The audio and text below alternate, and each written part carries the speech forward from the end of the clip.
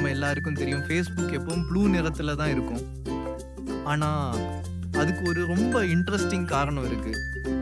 Facebook founder mark Zuckerberg அவங்களுக்கு red green colour blindness இருக்கு.